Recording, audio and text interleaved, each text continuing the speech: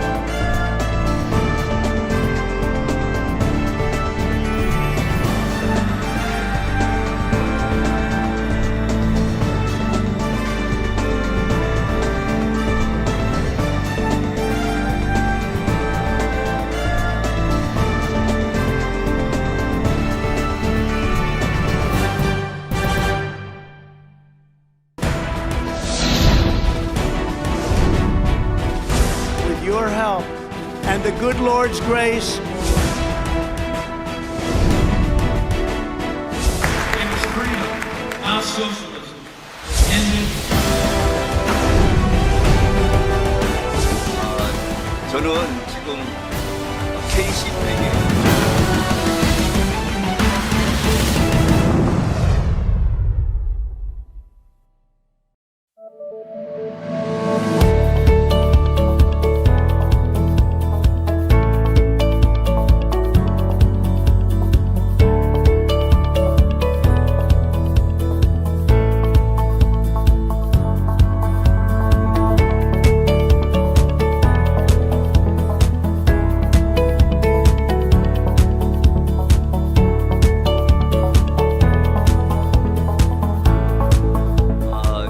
저는 지금 Cpac의 공동의장 자격으로 오늘 이 자리에 참석했습니다. 저는 내일 한 5분 정도 스피치를 할 예정으로 있습니다.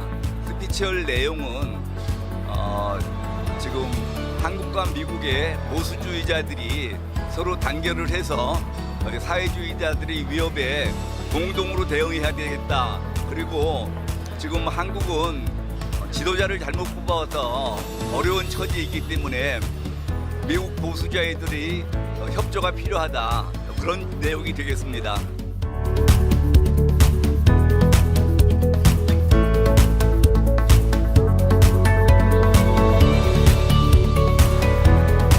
Sweden went to socialism, and it was so bad they went so far back on the other side that they're one of the freest economies that we see out there. You look at the Netherlands. I mean, I think that somebody asked them about Bernie Sanders, and they criticized Bernie Sanders and said, we don't want that. What you have to understand is the next time somebody talks about capitalism, don't go and put down socialism, defend capitalism. Because capitalism is freedom. And if you want freedom in our country, you will fight for capitalism every day of the week.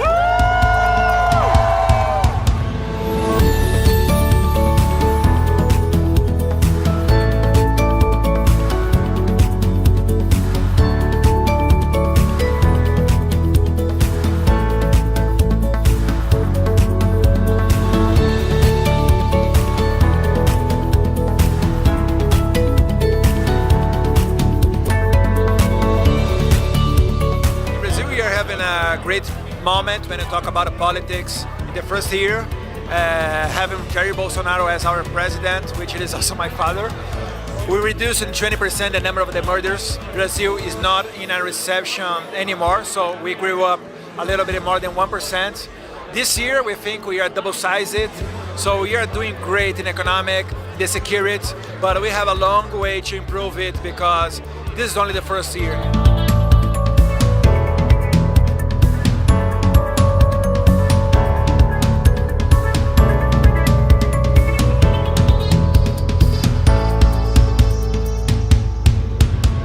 중국의 그 헤게모니 확장과 그 위협에 대해서 어떻게 세계가 특히 동아시아가 공동 대처할 것이냐 하는 문제를 초점으로 하게 될 것입니다. 보수주의에 대한 이념을 보다 확고히 하고 또 정책적으로 어떤 정책이 당면한 시기에 문제가 되고 극복해야 되느냐 하는 것을 창출하기 위해서는 이런 대규모 모임도 있어야 되고 또 그 모임을 통해서 함께 견해도 나누고 또 함께 해야 될 미션도 공유하고 그러는 장이 많이 열렸으면 좋겠고 와보니까 역시 부럽네요.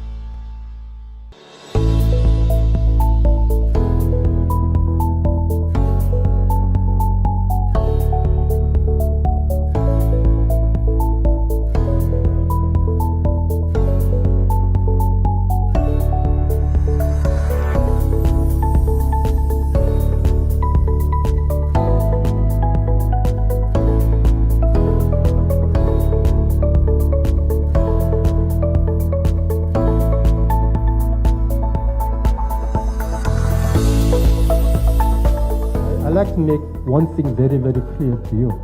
That is, regardless of the political persuasion one belongs to in my country, a vast majority, meaning 92% to be exact, of the Korean population, Korean people believe that it is a good thing that we have this alliance relationship with the United States.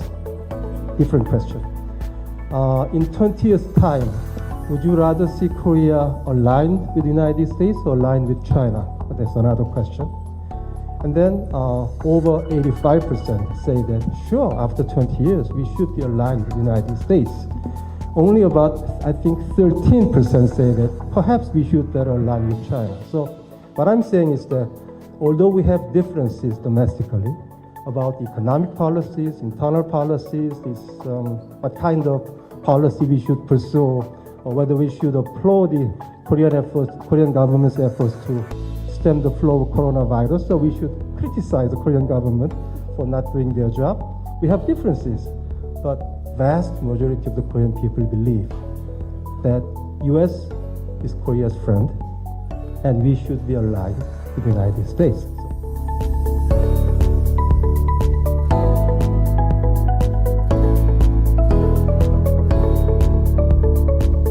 Another brilliant thing the president did is that when he met with Kim in Singapore and Vietnam, China wasn't there.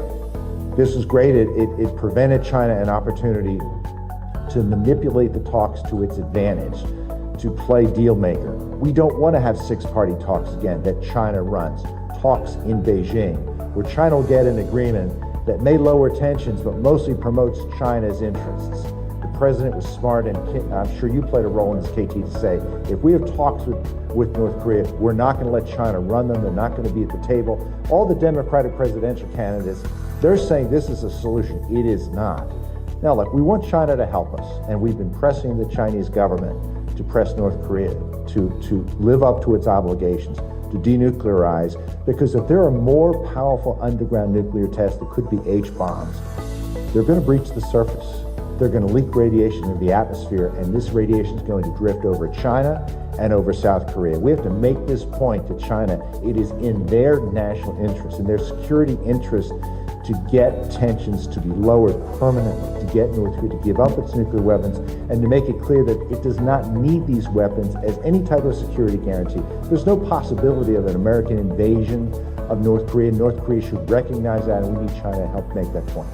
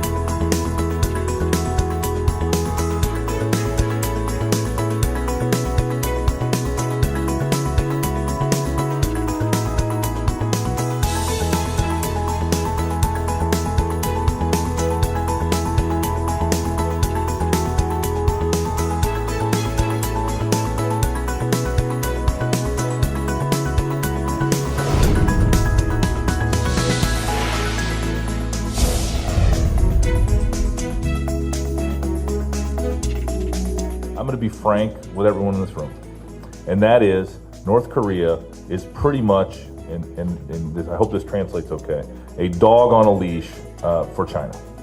And so we have to, the only way we will get North Korea to give up its nuclear weapons is for China to partner with the United States and all the other freedom-loving countries, and together with the Russians. I don't include them in the freedom-loving countries, but for the world to put the pressure on the Chinese specifically to have because let's be honest, North Korea only survives because of Chinese patronage. Their regime only survives because of the Chinese think it's a useful tool to disrupt and destabilize really the entire Pacific Rim. And so I want to be very frank that for me, especially as it relates to North Korea, we cannot have that discussion. And Gordon and I have talked about this before. We can't have that discussion without holding the Chinese accountable. And I think your point is well made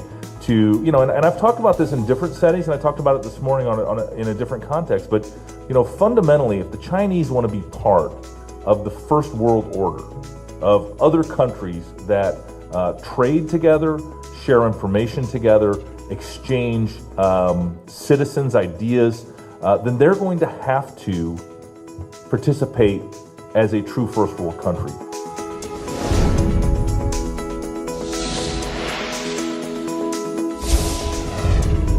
I certainly agree with Ambassador Cho that there needs to be more effective sanctions enforcement. If we go back to the middle of 2018, the United States had cut off about 50% of the flow of international cash to the regime, but then decided not to sanction almost 36 Chinese, Russian, and other front companies. And because Kim Jong-un changes his front companies all the time, if you don't sanction the new ones, you're allowing the regime in Pyongyang to hollow out these measures. So my answer to Lawrence's question would be, first of all, as Ambassador Cho said, more effective sanctions enforcement. We know from Reuters that there is a draft UN panel of experts report that is now in the works, about to go to the Security Council, which showed, and I think it was something like $370 million of illicit transfers between North Korea and primarily China. Many of these were ship-to-ship transfers, which are themselves specifically prohibited by Security Council resolution. So it seems to me that someone's got to be financing these commodity sales, and that probably is Chinese banks that are handling this money.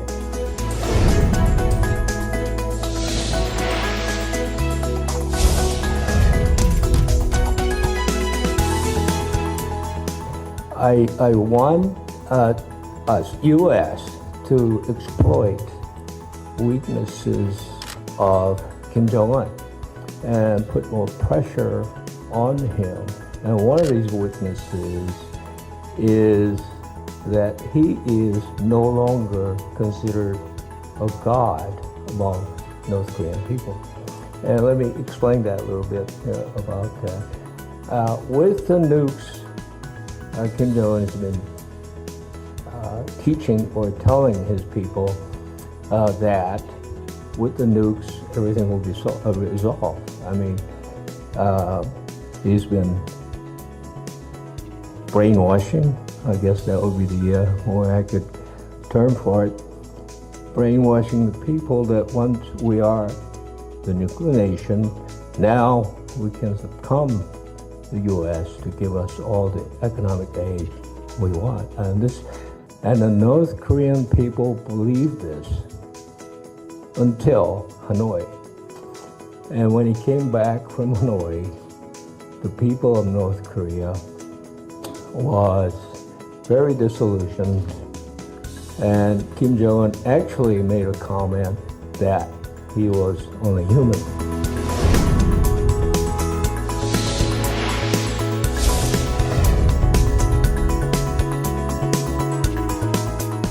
But we have to understand, and I hope the Moon government does, or whatever government replaces the Moon government, and that is the choice not of Donald Trump or the American people. That is the choice of the Korean people. But whoever your leaders are, if you can, as Fred Fleiss said, you have to do some work too. You have to contribute to our common defense. We need a fair and equitable trading relationship, but you need to deal with your own peninsula. You need to deal with the Japanese. You need to find a place where you can work together.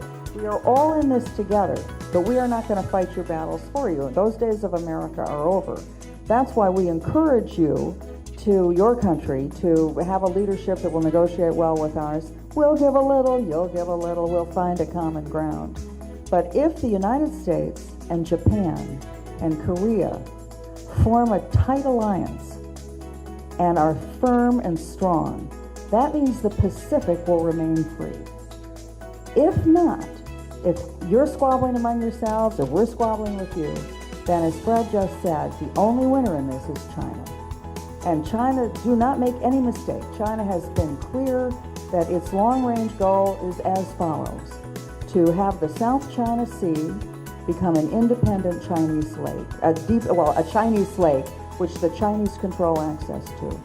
They have a Silk Road, the One Belt, One Road, where the Chinese are going to control land-based access. So they will have a maritime and a land-based trade route access they will control that will go from Europe to the Middle East to Africa, all the way around to Japan and Korea and the rest of Asia. That's their goal. That's their first goal. Their next goal is to dominate the technology high frontier space, so that with a 5G network, for example, that the Chinese will own the technologies of the future, whether they have to buy them from Korea, steal them from America. They want to have the dominance of the technology and communication systems of the future.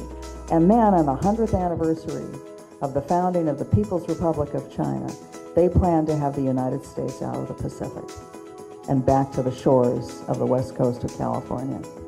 And so I think we're all in this together, but I encourage you, the same way people encouraged people like us a decade ago, go out there and make the case to your own people. Change the attitudes in your country. Speak out. Don't be afraid. If you believe in something, just go for it. And then change the conversation in your nations, because you are a democracy, because you have close to a free press, probably freer than ours is right now. And go and make those cases to your people. Encourage your friends, your Japanese friends, your business partners in Japan, your business partners in other countries in the region. If we stay strong, then China will, we do not want to contain China, we don't want to stop China, we don't want to suppress China, but we don't want China to treat us all as vassal nations.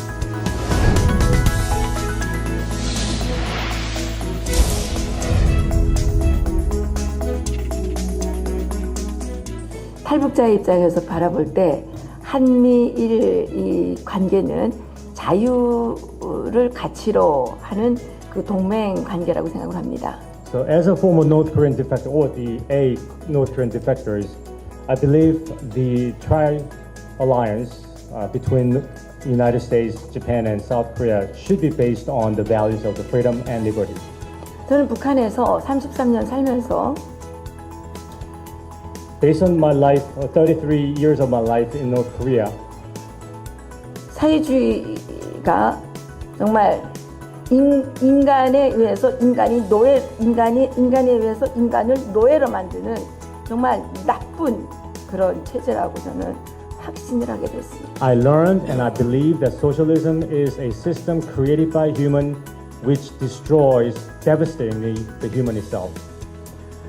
미국은 자유의 종주국으로서 반드시 이 전 세계에서 사회주의 공산주의를 없애야 될 책임이 있다고 생각을 합니다. The United States is the founding country that's built based on the values of liberty and democracy, and I think the United States is responsible and has responsibility to defend this true democracy and freedom for the entire all the countries in the world. 다시 한번 부탁드리지만 내년에는 꼭 자유의 진달래꽃이 평양에도 백두산에도 필 수 있도록 우리 미국인들이 꼭 약속을 지켜줬으면 좋겠습니다. So I dare ask once again, please by 2021 spring, help spring come in the area of Pyongyang and the mountains of North Korea, so that North Korean people can truly enjoy and appreciate the values of liberty and freedom. 그래서 한미일 삼각동맹이 더 광범위하게 이렇게 확장되기를 간절히 바랍니다. So that ultimately the Korea, Japan, and United States alliance will be expanded and appreciated by the entire nation and the world. 발언 기회를 주셔서 고맙습니다. Thank you very much.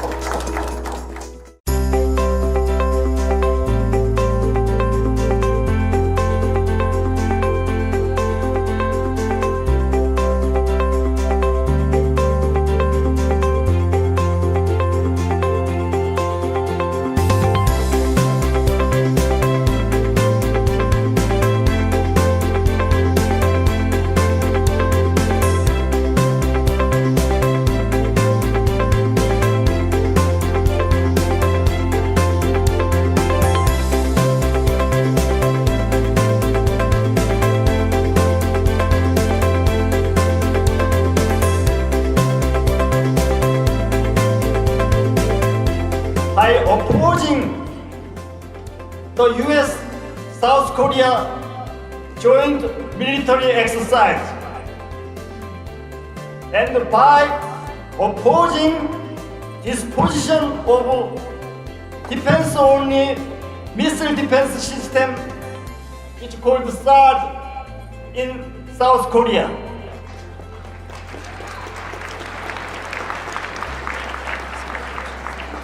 Also, by opposing the advance of U.S. military ship in the waters between South Korea and China.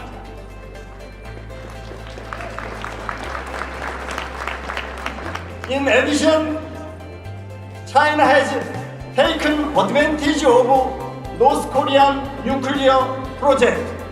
Well, right now in Korea, we have freedom at stake, and I don't mean this lightly. A conservative president was impeached a couple of years ago. She's jailed now, and the leftist government, very brutal leftist government, has taken over the country. And for the last 3 years since, the country is spiraling down. It's losing freedom. A lot of journalists, a lot of conservative activists are being jailed, and in every aspect of life, freedom of religion to freedom of assembly is being attacked. So we are in a very dire situation. That's why we came to Cpac to learn. And last year we had our first Cpac, and conservatives are coming together now to fight against socialism.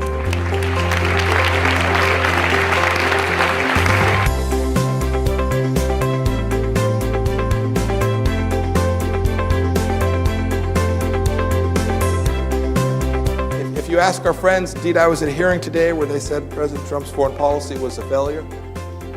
But remember, these are the same people who said for years that we could never achieve exactly what we've done. They said, and I've read it, they said, boy, you can never successfully confront China on trade. We have a phase 1 trade deal. They said you can never get Mexico to control its border, and there are thousands of Mexican troops helping us stop the crossings.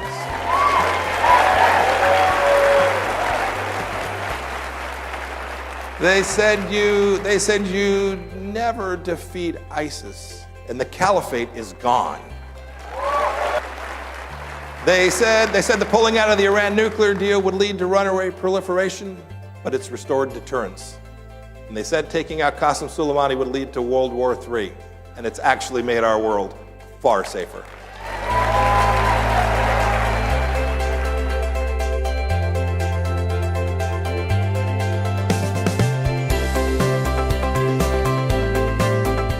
It was freedom, not socialism, that ended slavery, won 2 world wars, and has made America a beacon of hope for all mankind. It was freedom.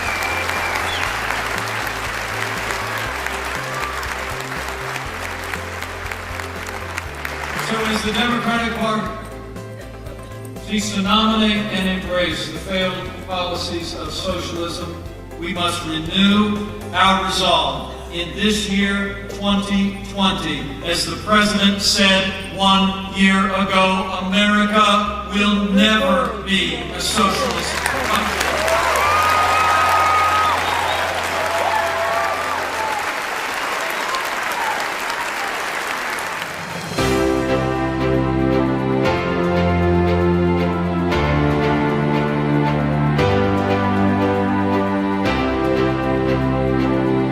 For all of the soaring heights that we've reached, we know that there are still more records to be shattered, new summits to be scaled, more triumphs to be realized, and more amazing history just waiting to be written.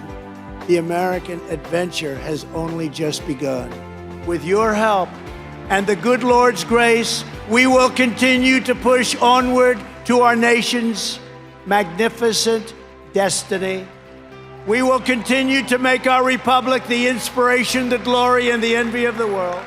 As long as we are confident in our values, loyal to our citizens, and faithful to our God, there is no limit to what we can achieve. The United States of America will always march on to victory. America is thriving like never before, and ladies and gentlemen, the best is yet to come.